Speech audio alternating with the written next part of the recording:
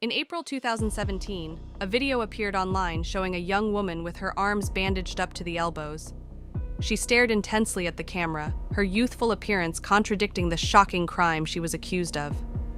Cassandra wrinkled her nose, poured bleach on the bathroom floor, and prepared the house for a big party. Cleaning the place wasn't easy. It had to look presentable.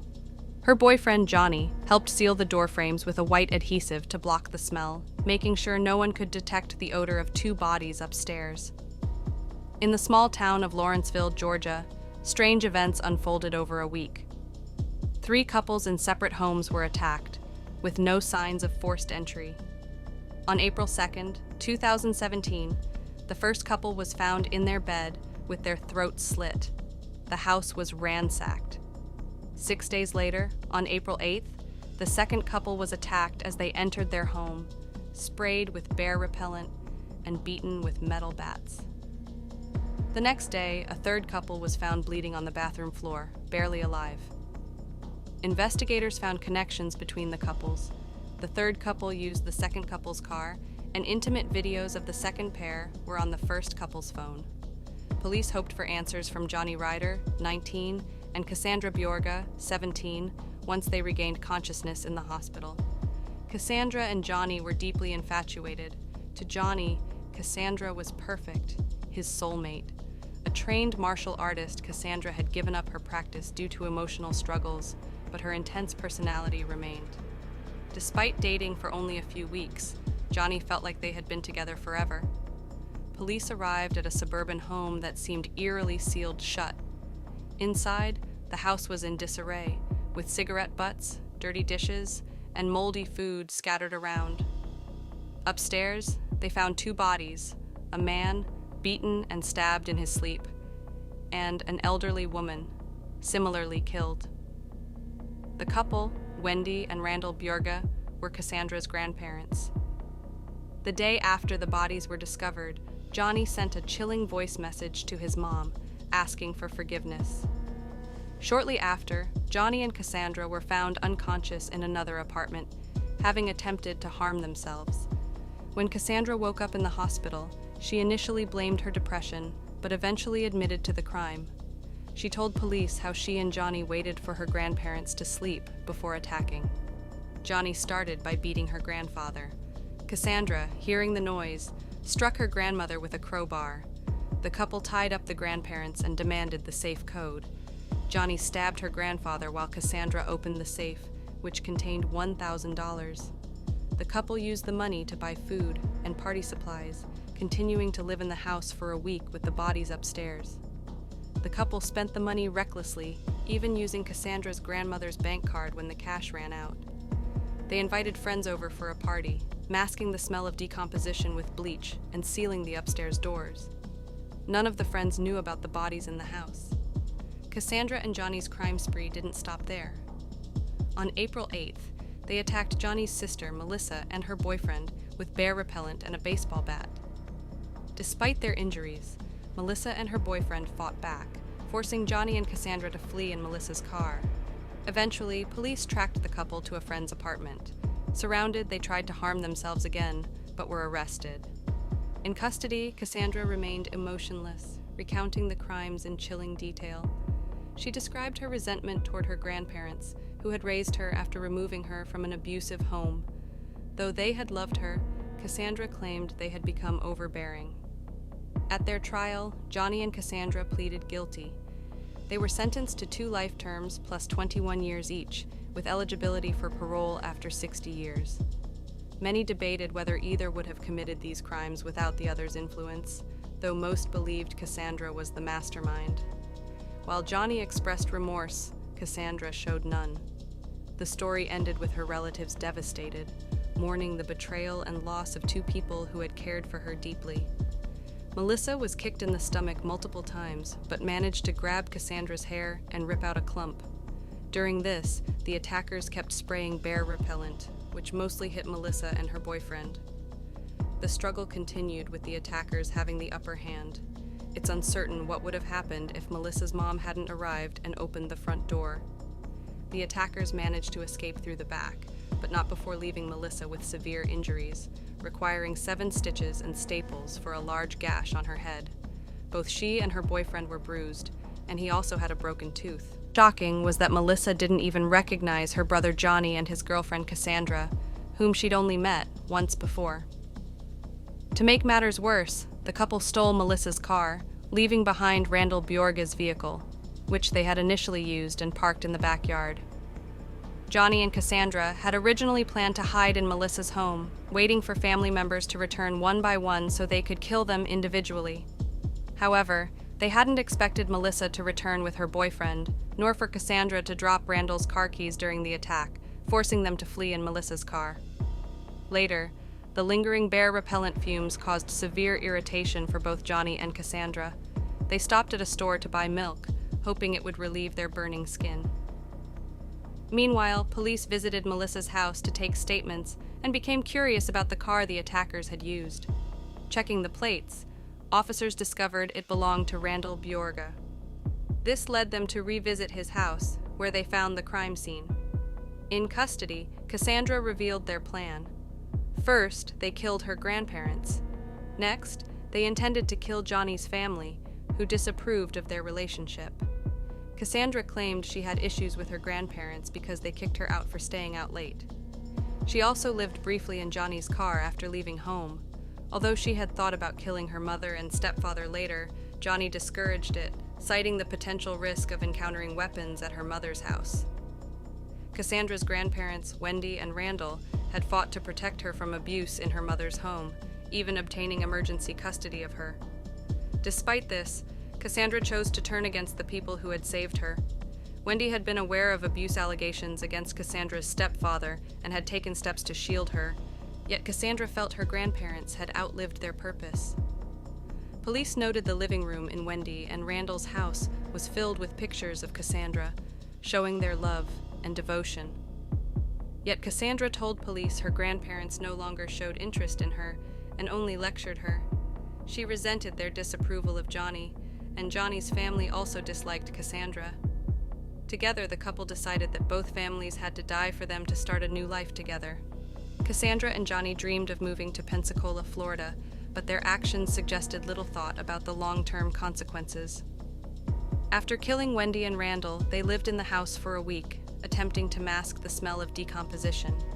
They even invited people over for a party, lying about where her grandparents were. Only 2 guests, who supplied them with weed, came, and neither suspected the truth. Eventually, police traced them to the home of Johnny's old friend, Jason. Surrounded by law enforcement, the couple attempted to harm themselves but were arrested. Cassandra later claimed she and Johnny felt more like Bonnie and Clyde than Romeo and Juliet. At their trial, they both pleaded guilty. Johnny apologized, showing remorse, but Cassandra remained cold and silent. They were sentenced to 2 life terms plus 21 years, eligible for parole only after 60 years. The courtroom and public debated whether either could have committed the crimes alone, with many believing Cassandra was the driving force.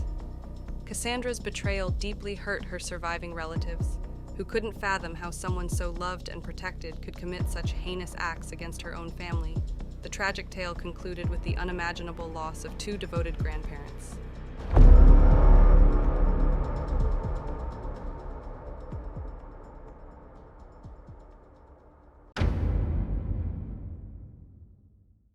Samia was doubtful that she won't be able to return home alive when she left for Pakistan to visit her ailing father.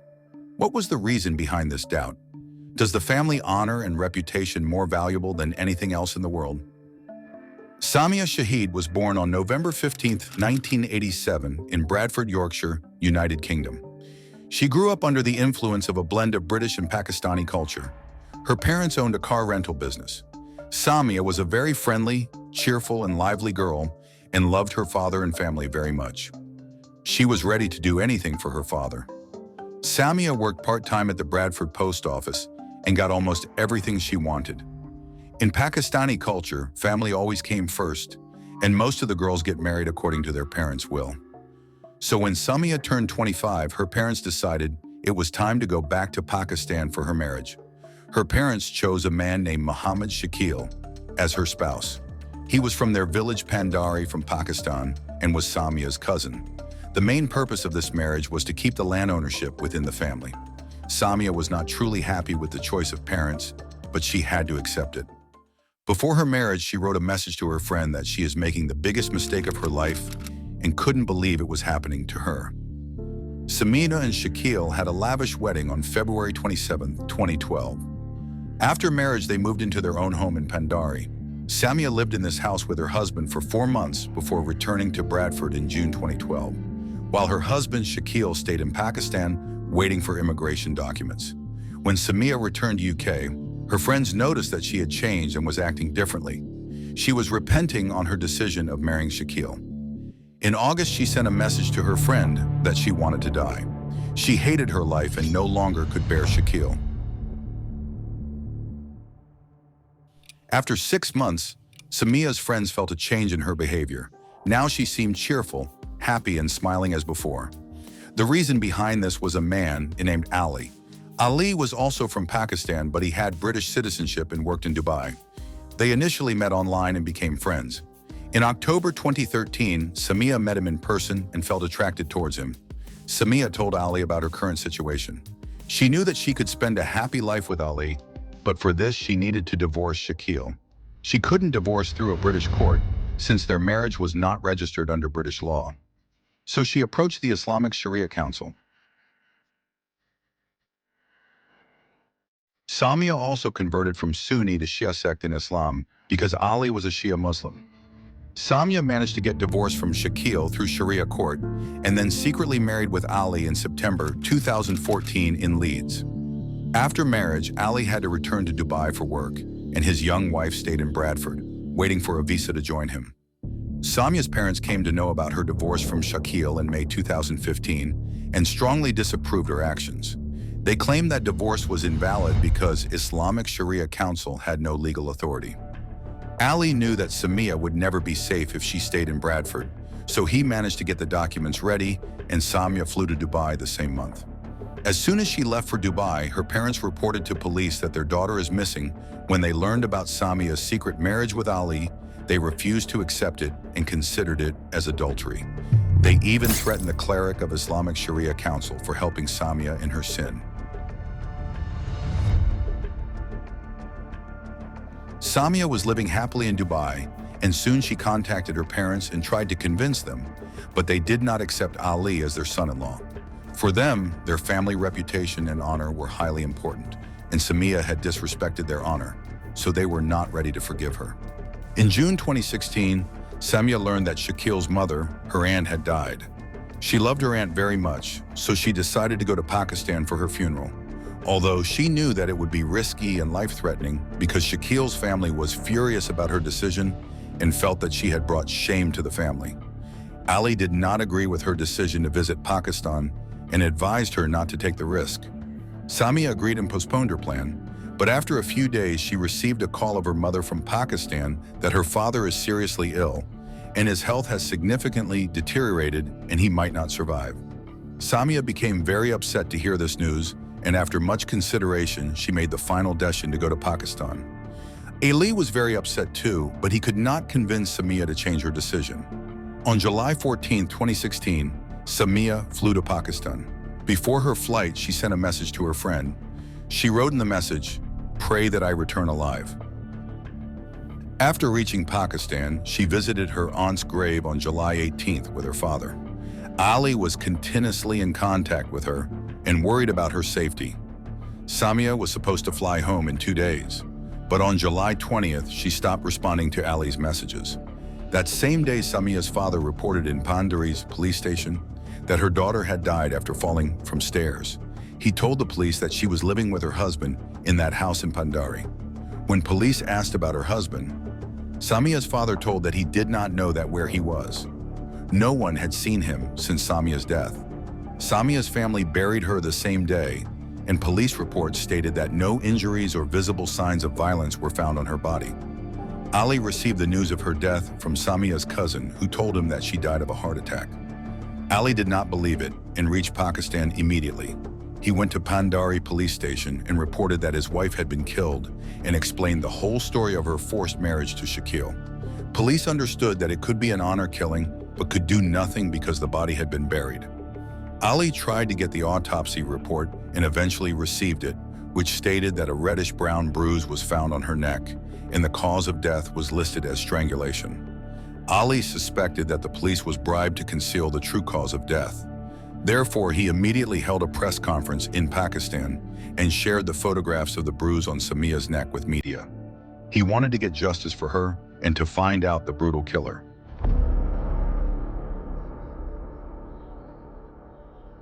Ali also received death threats from Samia's family, so he asked police for 24-hour protection. Meanwhile, Samia's friends in UK also did efforts and contacted a member of parliament from Bradford, who directly wrote a letter to Prime Minister of Pakistan and called it an honor killing. After this, Pakistani police began a thorough investigation into this case. Shakil and Samia's father both were brought for questioning. During investigation, Shakil confessed his sin and told the police that he killed Samia by wrapping her scarf with the consent of her father. In spite of his confession, it was impossible for police to prove that who killed her due to lack of evidence. Samia's father was released after 4 months, but he died due to kidney failure in October 2016.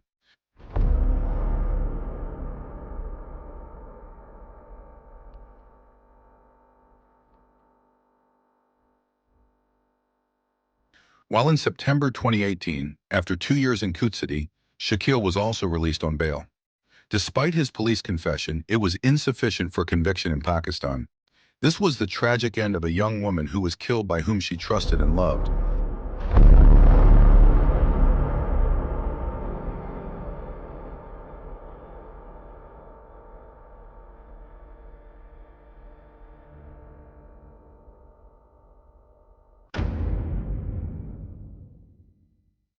This is the story of a 21-year-old nun whose brutal murder was finally solved after 28 years. Why this case remained unsolved for so long? Who was the brutal killer? Hi everyone, welcome to the True Crime Record. Subscribe now to stay updated with our latest crime stories. Get ready to be hooked, shocked, and captivated by the mysteries that await you here. Come find out as we explore today a high-profile case. Sister Abhiha murder case. The story begins back in 1992 in a small town of Kerala. One of the well-known convent in the area was St. Paul. Many nuns lived in its hostel. One of them was Sister Abhiha, who was 21 years old. It was the night of March 27th. Sister Abhiha was studying. She was preparing for her examination. She was known for her hard work and dedication. She was determined to show good result. So she decided to get up early morning to get some extra time for study. She got up at 4 a.m. and started her studies. After some time she felt a need to take a break. So she went towards the kitchen. When the other nuns woke up, they noticed that Sister Abhiha was missing. They found one slipper of Sister in the kitchen and a water bottle was lying on the floor with its cap open.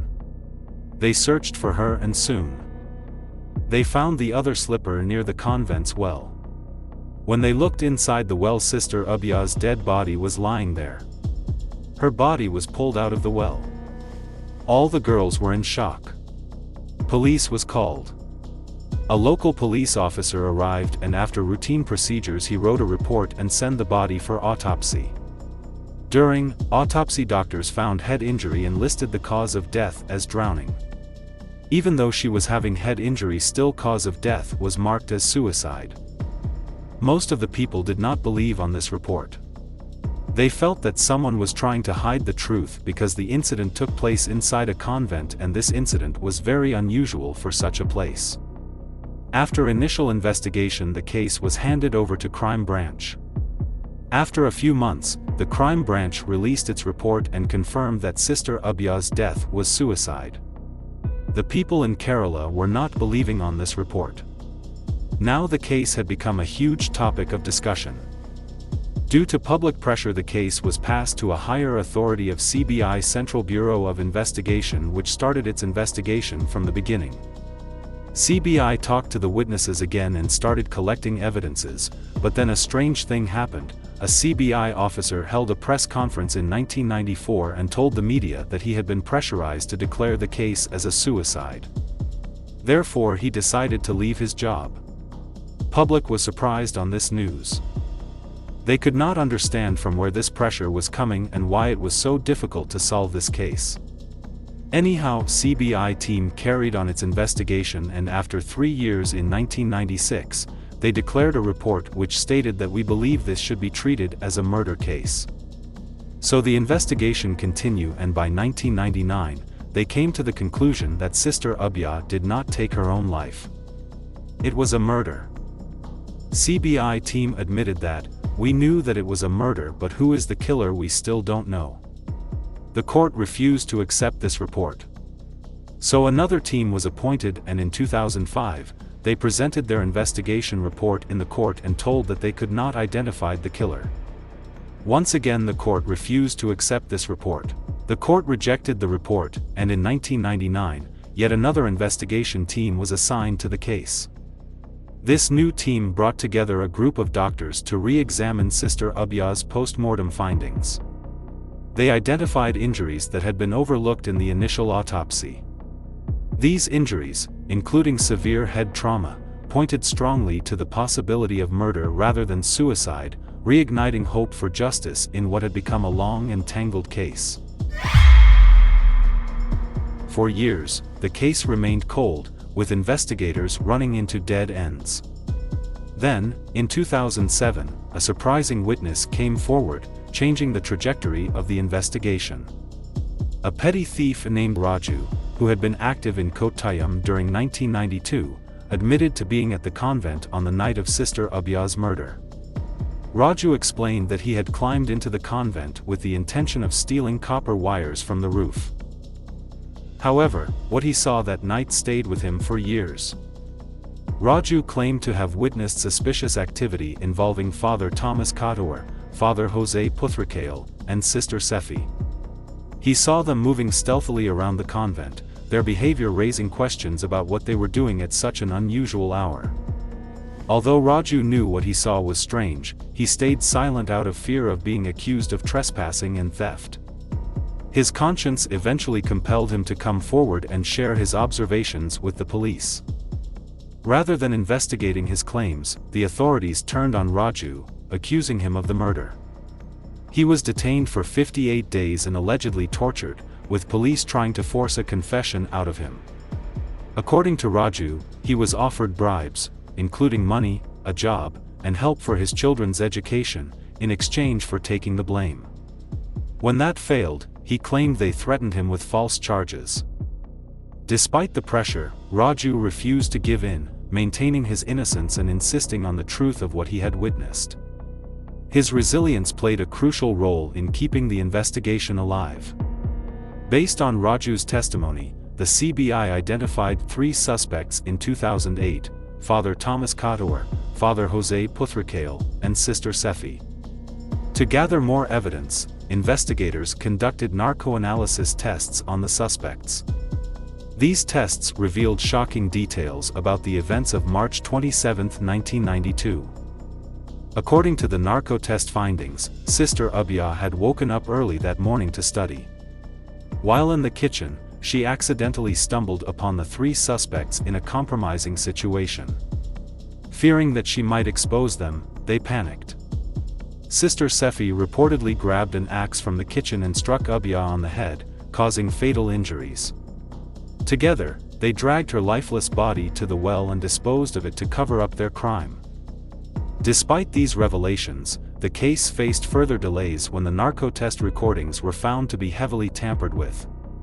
The original recordings, which could have been key evidence, were edited multiple times, raising questions about who was trying to protect the suspects and why.